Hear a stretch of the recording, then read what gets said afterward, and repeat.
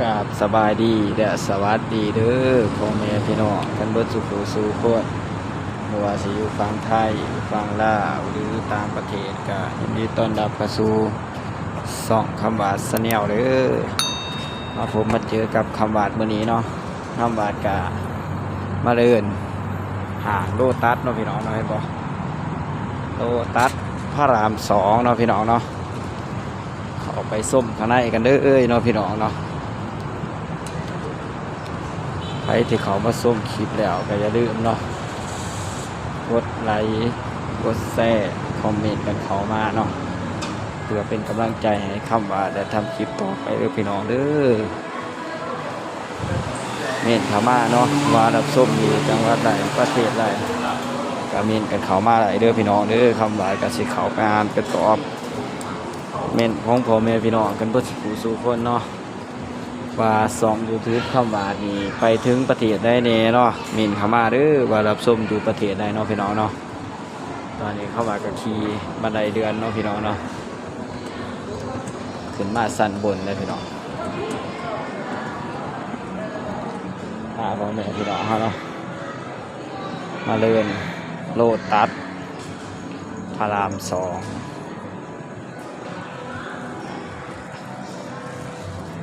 คำว่ากะมาซื้อของให้ลูกสาวเนาะพี่น้องเนาะบ่รู้ว่าสิได้ยังแหน่เนาะพี่น้องเนาะไปส้มกันเด้อเดินไปได้เรื่อยถ่ายบรรยากาศไปเรื่อยให้พ่อแม่พี่น้องเขาได้เอาไปส้มเนาะ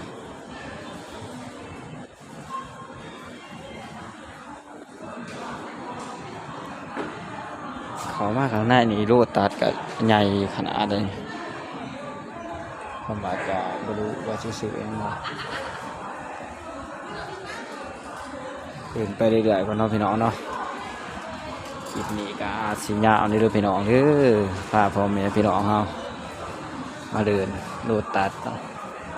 โลตัสพระราม2เนาะพี่น้องเนาะถ้าว่าพ่อแม่พี่น้องเขาบ่เคยมาเนาะก็เบิ่งในคลิปนี้เด้อพี่น้องเด้อแต่ว่าเคยมาเลยก็เม่นเข้ามาเลยเนาะว่าเคยมาบ่ยาบ่ยาวิตามินบ่หาหยังมา2 ยาเลยมา2 ยาแล้วพี่น้องเนาะใหญ่ขนาดได้นี่โลตัสเลยเนาะบรรยากาศยางทายบรรยากาศไปเรื่อยๆเนาะให้พ่อแม่พี่น้องเขาเบิ่งเนาะคลิปนี้ก็สิญญาในเด้อพี่น้องเด้อถ้าภาพบ่นิ่งหรือว่าคำบาดเว้าคอยเนาะพี่น้องเนาะได้ยินเสียงคำบาดเว้าคอยก็ต้องขอโทษขออภัยพ่อแม่พี่น้องกันเบิดสุขสู่คนเนาะถ้าเฮาสิเว้าแห้งก็บ่ได้เด้อพี่น้องเพราะว่าเฮามาย่างในห้างเนาะคนมันหลายเนาะพี่น้องเนาะก็สิได้ยินเสียงคำบาดเว้าคอยแน่ภาพก็อาจสิบ่นิ่งแน่เนาะเพราะว่าคำบาดก็ย่างไปเรื่อยๆเนาะคันเฮาสิใส่ไม้กันสั่นก็บ่ได้เนาะพี่น้องเนาะเอามาอย่างในห่างคำบาดก็เลยมาถ่ายบรรยากาศให้พ่อแม่พี่น้องเขาเบิ่งเนาะในห่างโลตัสพระราม2อะไรนี่พี่น้อง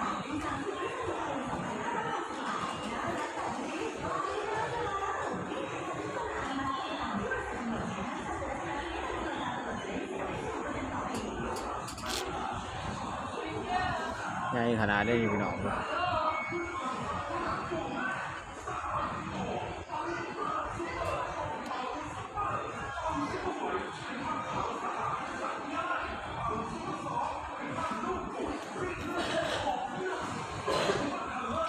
ของกินของใส่ก็มีครบหมดทุกอย่างเลยพี่น้องถ้าว่าพ่อแม่พี่น้องอยากได้หยังก็มาเดินซื้อได้เนาะโลตัสนี่ใหญ่ขนาดเลยพิกัดอยู่ที่พระราม2เลยพี่น้อง อยู่ที่พระรามสองเนาะในขนาดเลยเลือกซื้ออะไรเลยพ่อแม่พี่น้องเขาอยากซื้อยังเนาะซื้อไปตามใจเสาะเด้อ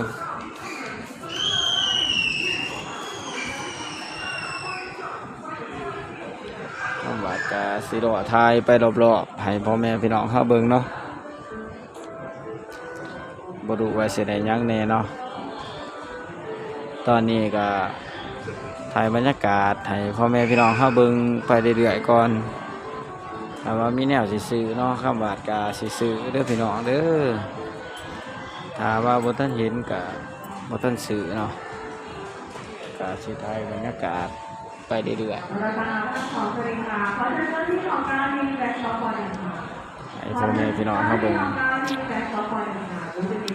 คนก็สิเดิน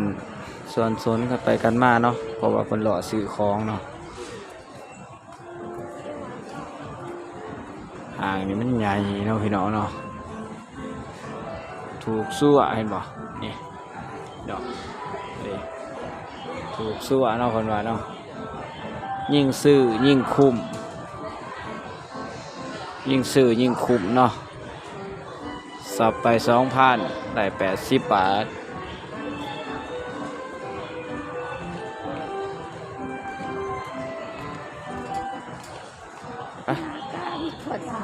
ฮะช่องหน่อย30กล่องคำบาดกามาเขาสองนุ่มเนาะสิเบิ่งนุ่มให้ลูกสาวซื้อนุ่มฝากไปให้ลูกสาวได้พี่น้องมาดูว่าสิมีบ่ซื้อเด็กหน่อยก็มี179 บาทนี่บ่พี่น้องน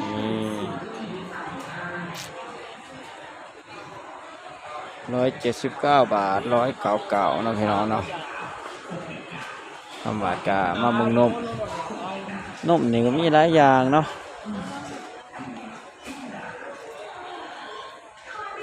บ่รู้ว่าสิเอาหยังแน่เอาแบบไรเล็กตัวเย็นบ่และเบอร์2ตัวเดียวฮะ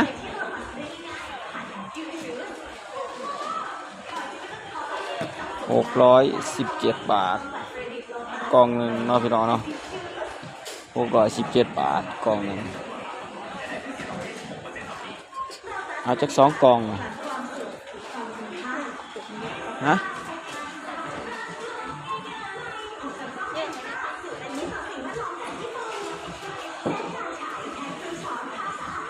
ยืดอะไรบ่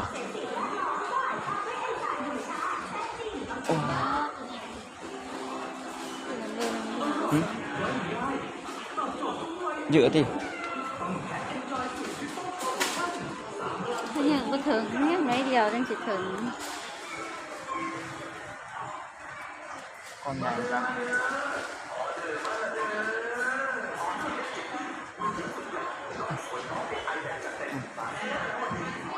2 กล่องเนาะ2 กล่อง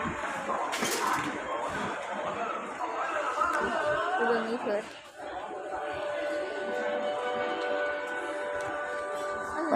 เนาะไปกันต่อเนาะ2 กล่องเลยนี่เห็นเอาที่ไปทางพี่ด้วยนะ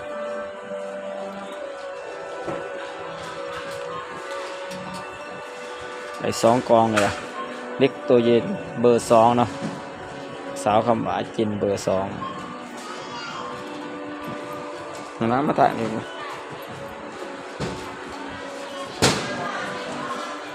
ต่อมาแพนเพิร์ดบ่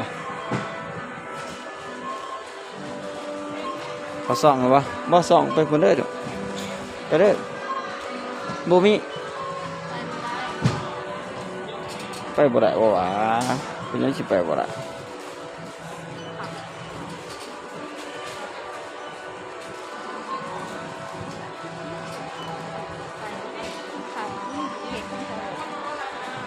มา ก็จะเขาส่องแผ่นเพิร์ดเนาะโมมี่เนาะพี่น้องเนาะส่องนี่พี่มาพี่นี่เยอะแยะเซียวแบบไรเบอร์ไรไซส์ไรมีเบิร์ดเนาะไซส์หยัง ไอแอล แผ่นเพิร์ดเนาะพี่น้องเนาะไซส์ L นี่ดิ L อยู่นะ369 บาท รถทันทีนี่รถทันที300 2 อันบ่ ต้องอันแล้วก็สิเอาเพื่ออันเดียวอ่ะ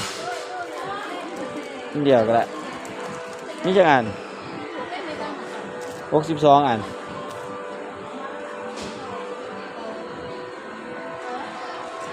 เป็นเพิร์ดเนาะพี่น้องเนาะ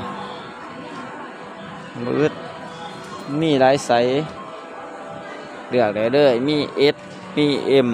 มี L XXL XXL ก็มีเนาะ XXL แล้วก็ XL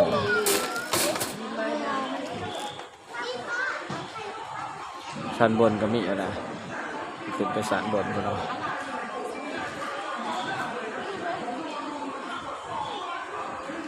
ความอากาศสิไปถ่ายบรรยากาศรอบๆให้พ่อแม่พี่น้องเขาเบิ่งเนาะไปเรื่อยๆเด้อ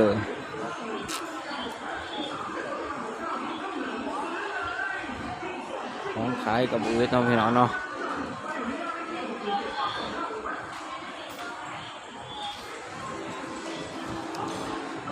ข้ามบาดกะระยางมาหลอบๆแล้วเนาะพี่น้องเนาะเดี๋ยวคำบาดกะสิได้จบคลิปไปก่อนเด้อพี่น้องเด้อกะขอบุญขอบคุณพ่อแม่พี่น้องหรือว่า FC กันเบิดสุขสู่คนเนาะที่เขามากดติดตามช่อง YouTube คำบาดเบิ่งคลิปให้คำบาดตั้งแต่ต้นจนจบแล้วก็บ่ขามโฆษณาเด้อพี่น้องเด้อใครบ่ทันได้กดติดตามเนาะพี่น้องเนาะฝากเด้อกดติดตามให้ในเด้อตอนนี้ก็สิถึง1,000เนาะพี่น้องเนาะ900กว่าแล้วใครบ่ทันได้กดติดตามฝากกดติดตามช่อง YouTube คำบาด Channel ในเด้อพี่น้องเด้อใครที่เขามาชมคลิปนี้เดี๋ยวก็ขอทุกท่านเนาะมีสุขภาพเข้มแข็งร่างกายแข็งแรงตลอดปีตลอดไปอย่าเจ็บอย่าจนเด้อพี่น้องเด้อปรารถนาสิ่งใดก็ขอให้สมความมุ่งมั่นปรารถนาเนาะพี่น้องเนาะคำบาดกาสิได้จบคลิปไปแล้วกสิกราบคำว่าสบายดีเด้อสวัสดีเด้อพ่อแม่พี่น้องกันเบิดสุขสู่คนเนาะ